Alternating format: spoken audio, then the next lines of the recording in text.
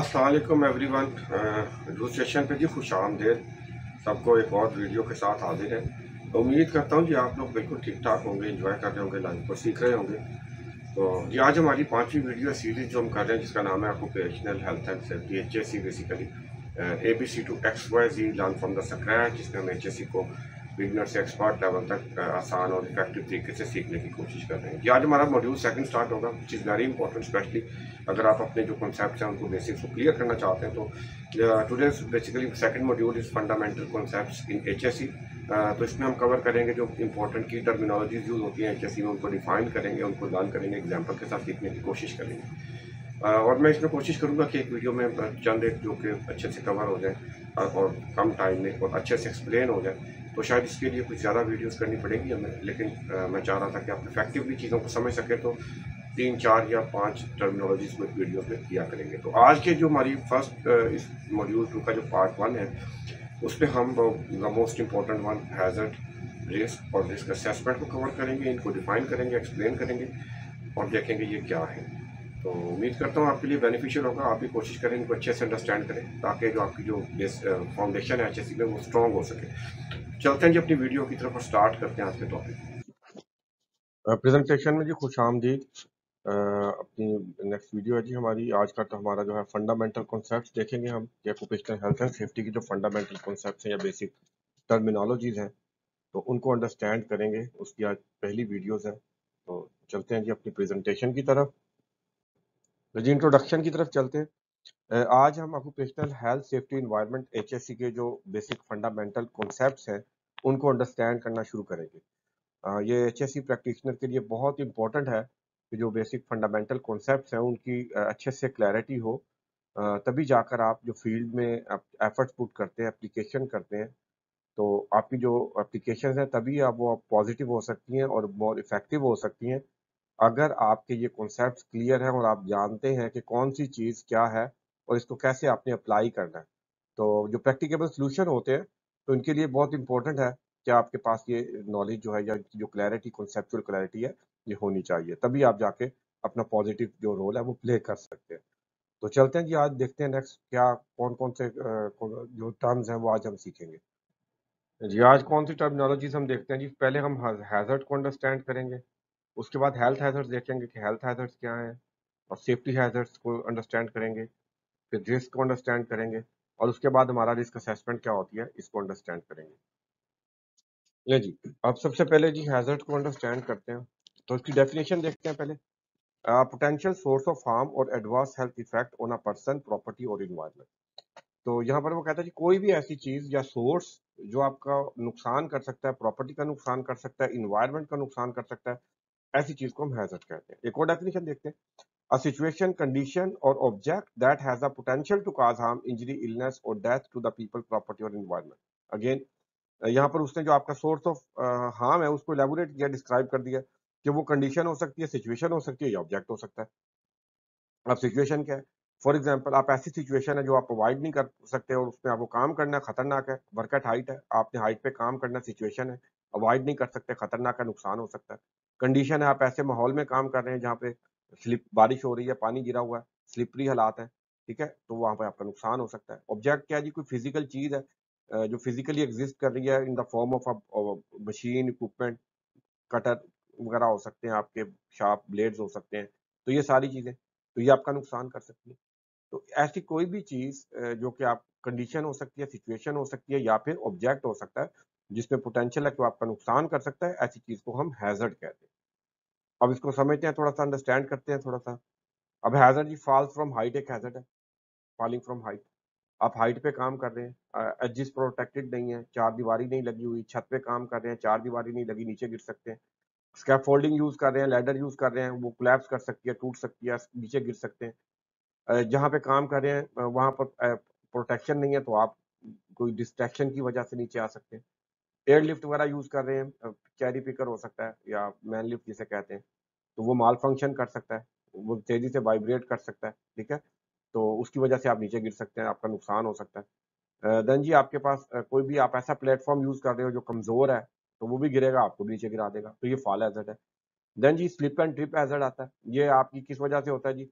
बारिश हो रही है, पानी गिरा है, केमिकल गिरे हैं, स्लिपरी सर्फेसेज है, आपके केबल्स वगैरह या इक्विपमेंट टूल नीचे बिखरे पड़े हैं और ऑब्जेक्ट्स गिरे पड़े हैं, ठीक है? तो ऐसी चीज़ें डेब्रीज हैं, तो ये सारी चीज़ें अनइवन फ्लोर है, ये सारी चीज़ें क्या क्रिएट करती हैं? स्लिप और ट्रिप का हैज़र्ड क्रिएट करती है, आप स्लिप और ट्रिप कर सकते हैं। नेक्स्ट आ जाता है इलेक्ट्रिकल हैज़र्ड, इलेक्ट्रिसिटी एक हैज़र्ड है। अब वो पावर लाइन्स हो सकती हैं, आप उसको टच कर सकते हैं। एक्सपोज़ केबल, डैमेज्ड केबल हो सकती हैं, जो आपके लूज़ कनेक्शंस हो सकते हैं, ओवरलोडेड सर्किट्स हो सकते हैं, अनग्राउंडेड इक्विपमेंट्स हो सकते हैं। तो ये सारी चीज़ें अगर आप उनके साथ जो लाइव हैं कॉन्टैक्ट करते हैं, तो आपका नुकसान कर सकती है। नेक्स्ट जी आपके पास हेवी इक्विपमेंट का हैज़र्ड आ जाता है। हो सकता है वर्कर को चलाना नहीं आता, वो अब ऐसा काम कर बैठे कि उससे नुकसान हो जाए, ओवरटर्न करवा दे, ओवर टॉपल करवा दे। इक्विपमेंट माल फंक्शन कर सकता है, ब्रेक फेल हो सकती है, ठीक है? उसकी कोई फंक्शन फेल हो सकता है। लाइट काम है, ब्लाइंड स्पॉट्स है, वहाँ काम कर रहे हैं, ठीक है? इक्विपमेंट यूज़ कर रहे हैं, तो उसकी वजह से किसी का नुकसान हो सकता है। किसी अनऑथोराइज़्ड एक्सेस हो सकती है, यूज़ हो सकता है। तो इस तरह से आपका इक्विपमेंट भी क्या है जी, हैवी इक्विपमेंट क्या है आपके, ये ऑब्जेक्ट की फॉर्म में आते हैं, तो ये नुकसान हैज़र्ड्स है। नहीं जी, नॉइज़ इटसेल्फ एक हैज़र्ड है। अब इसके 2 तरह से नुकसान हो सकता है, एक डायरेक्ट होता है, एक इनडायरेक्ट होता है।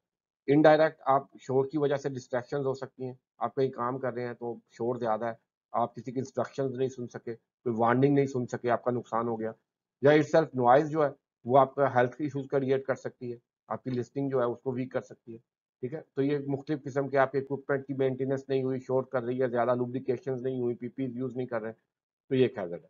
देन जी मैकेनिकल हैज़र्ड पे कार्टिन आ सकता है, क्रैश वगैरह आ सकते हैं। आपकी जो इक्विपमेंट कोई ऐसा है जब मूविंग पार्ट्स हैं, गियर बॉक्सेस लगे हैं, चेन वगैरह चल रही है, कन्वेयर चल रही है, उसमें आपका हाथ आ सकता है, बाजू आ सकता है। देन हैवी इक्विपमेंट है, वो आके आपको क्रश कर सकता है। तो ये चीज़ें आपकी फिर जो आपके कार्टिन के हैज़र्ड में आ जाती हैं। देन जी आपके पास स्ट्रक बाय द ऑब्जेक्ट है, ये इम्पैक्ट हैज़र्ड भी कहते हैं इसको।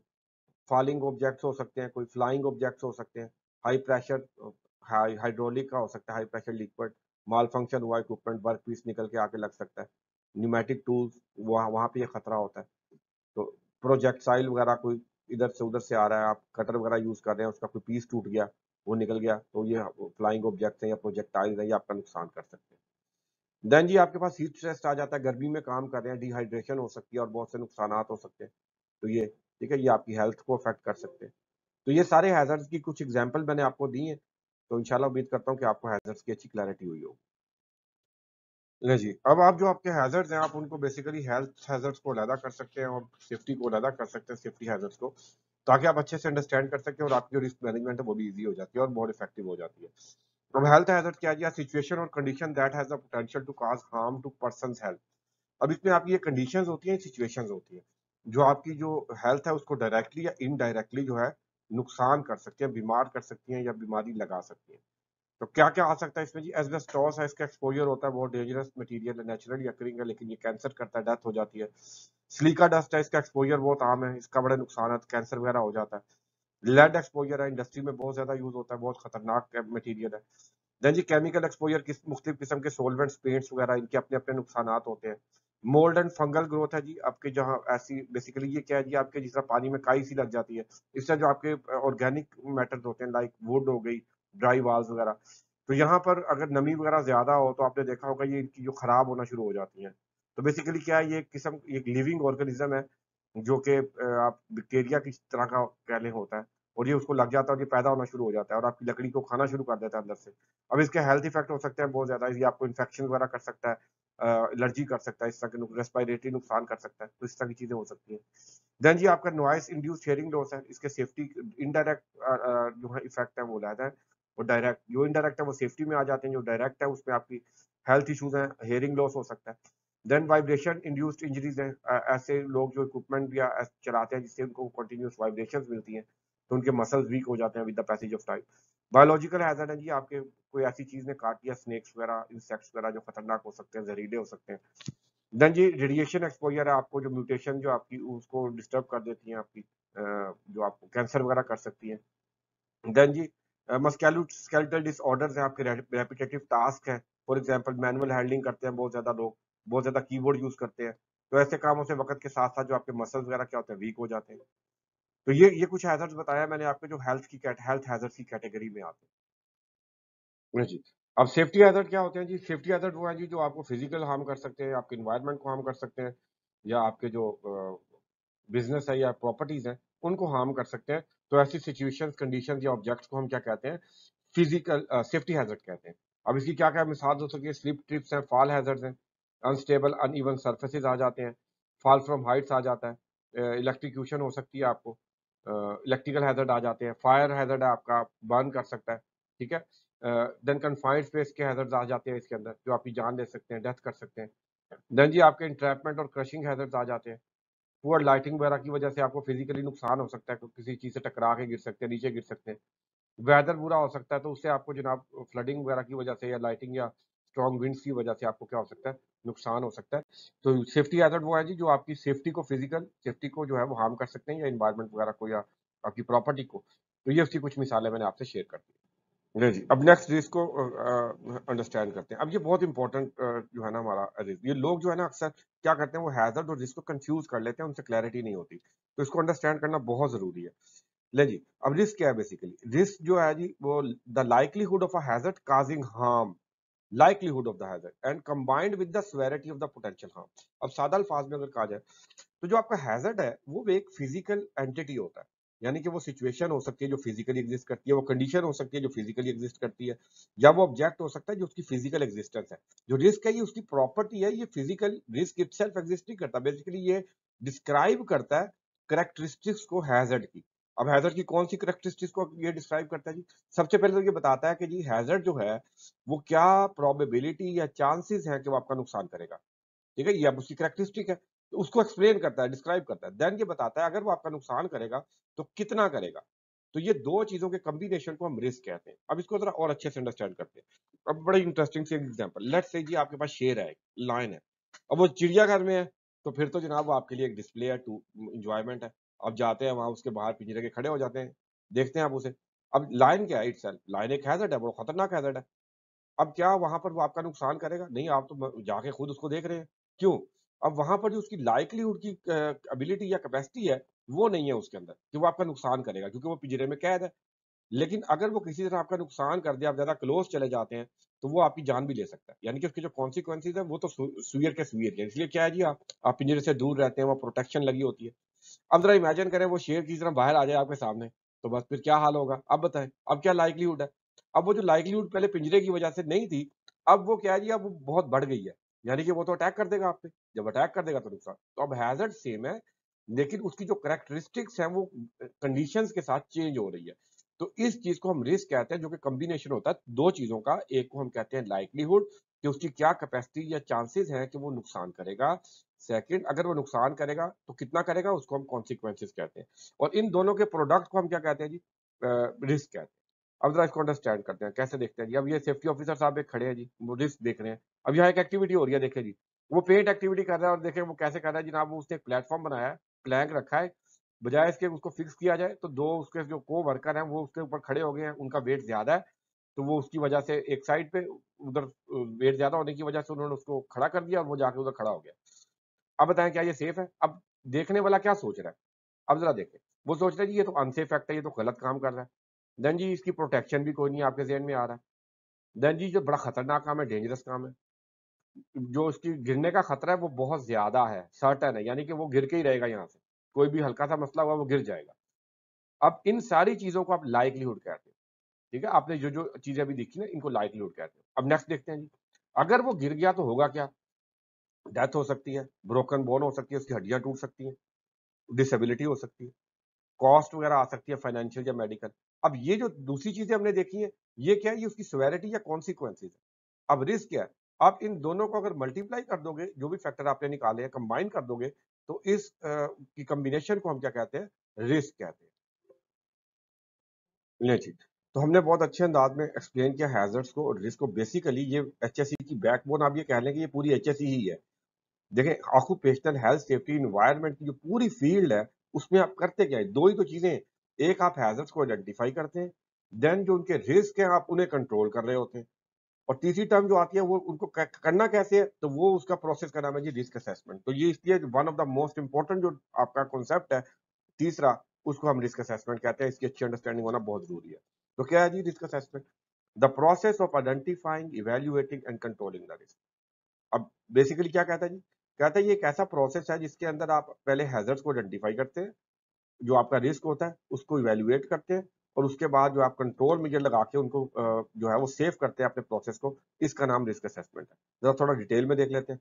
कहता है risk assessment is the process of identifying all the potential hazards, evaluating their associated risk and implementing suitable control measures is called the risk assessment. अब ये प्रोसेस जो है उसको रिस्क असेसमेंट कहते हैं। अब सादा क्या कहता है जी, ये डिटेल डेफिनेशन जरा कहता है कि जी ऐसा प्रोसेस जिसके अंदर आप अपनी ऑर्गेनाइजेशन से सारे हैजर्ड्स को आइडेंटिफाई करते हैं, उनके जो पोटेंशियल रिस्क हैं उनको आप इवेल्युएट करते हैं, और उनको कंट्रोल करने के लिए सूटेबल कंट्रोल मेजर्स लगाते हैं ताकि आपके प्रोसेस सेफ हो जाए।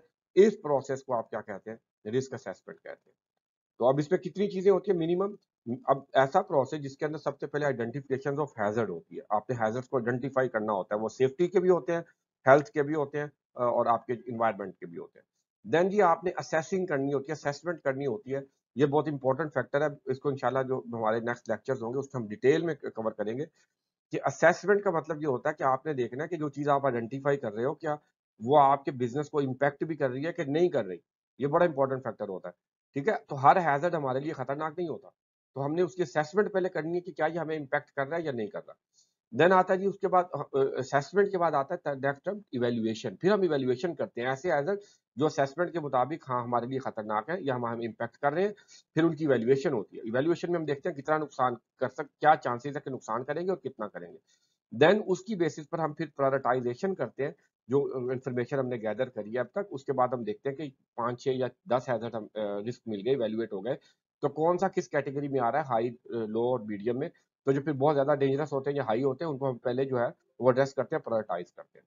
तो इस प्रोसेस को आप क्या कहते हैं? रिस्क असेसमेंट का प्रोसेस कहते हैं। ले जी, ये हमारा जो टॉपिक है वो कवर हो गया, कंक्लूड करते हैं जी। मुझे उम्मीद करता हूँ जी बहुत अच्छी अंडरस्टैंडिंग हुई होगी।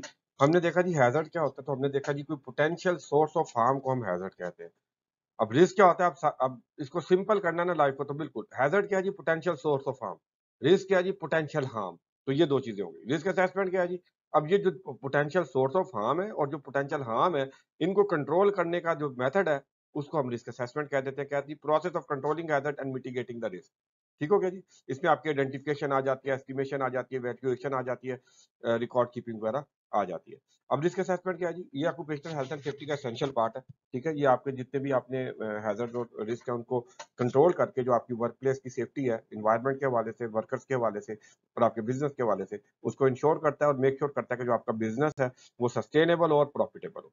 तो ये चीजें जी हमने डिस्कस करी है बहुत अच्छे तरीके से, तो उम्मीद करता हूँ आपको अच्छे से इनकी अंडरस्टैंडिंग हुई होगी। ले जी, ये हमारा आज का टॉपिक था। उम्मीद करता हूँ कि आपको अच्छा लगा होगा, बेनिफिशियल होगा, आपके लिए हेल्पफुल होगा। कोई क्वेश्चन है, कोई फीडबैक है, काइंडली आप मेरे से शेयर कर सकते हैं। और आपकी जो सपोर्ट है उसका बहुत बहुत शुक्रिया, थैंक यू वेरी मच। अपना ख्याल रखें जी, बहुत बहुत ख्याल रखें। नेक्स्ट वीडियो तक मिलते हैं, फिर नेक्स्ट वीडियो में इंशाल्लाह। अल्लाह हाफिज तब तक।